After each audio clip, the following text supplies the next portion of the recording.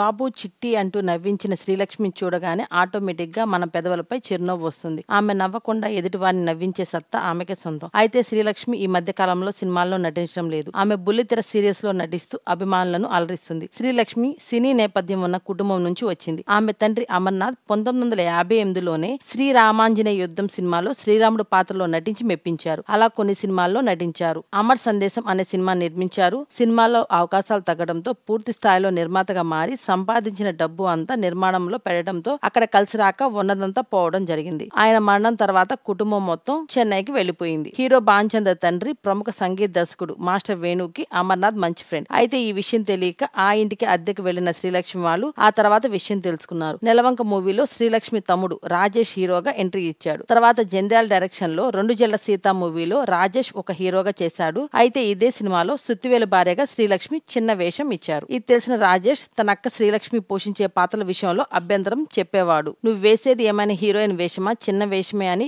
ఎద్దేవా చేసేవాడు. సినిమాల్లో చేయొద్దని, ఇక నుంచి వెళ్లిపోవాలని నానా గొడవ చేసేవాడు. అయినా సరే కుటుంబం గడవాలంటే అందరం కష్టపడాలని చెప్పి శ్రీలక్ష్మి నటించేది. అంతేకాకుండా శ్రీలక్ష్మి నీ పాత్ర నీకు ఎంత ముఖ్యమో నా పాత్ర కూడా అంతే ముఖ్యమని, నాకు అడ్డు రావద్దని గట్టిగా వార్నింగ్ ఇచ్చింది. దాంతో ఇద్దరు ఒకే సినిమాలో కలిసి నటించినా పెద్దగా మాట్లాడుకోరు. శ్రీలక్ష్మి అలా నటిస్తూ హాస్య పాత్రలు, మరోవైపు క్యారెక్టర్ పాత్రలు చేసుకుంటూ ముందుకు వెళ్ళింది. రాజేష్ హీరోగా కొన్ని సినిమాలు చేసిన తర్వాత చాలా సినిమాల్లో విలన్ గా కూడా నటించాడు. రాజేష్ కొన్ని సినిమాల్లో హీరోగా రాణిస్తున్న సమయంలోనే ప్రమాదంలో మరణించడంతో శ్రీలక్ష్మి పలు సినిమాల్లో క్యారెక్టర్ యాక్టర్ గా కొనసాగుతూ వస్తుంది. సుత్తి వీరభద్రరావు, గొల్లపూడి మారుతీరావు, కోటా శ్రీనివాసరావు, బ్రహ్మానందం వంటి హాస్య నటులకు జోడీగా నటించి మెప్పించింది. జంధ్యాల దర్శకత్వంలో నటించిన ప్రతి సినిమాలోనూ శ్రీలక్ష్మికి ఒక మేనరిజం ఉండేది. నటిగా, కమెడియన్ గా మంచి గుర్తింపు తెచ్చుకుంది. ఇక రాజేష్ కూతురు ఐశ్వర్య రాజేష్ కూడా ఈ మధ్య హీరోయిన్ గా ఎంట్రీ ఇచ్చిన సంగతి తెలిసింది. శ్రీలక్ష్మి కామెడీ టైమింగ్ లో మీకు నచ్చిన పాత్ర ఏది? శ్రీలక్ష్మి లాంటి నటి ప్రస్తుతం ఇండస్ట్రీలో ఉన్నారా,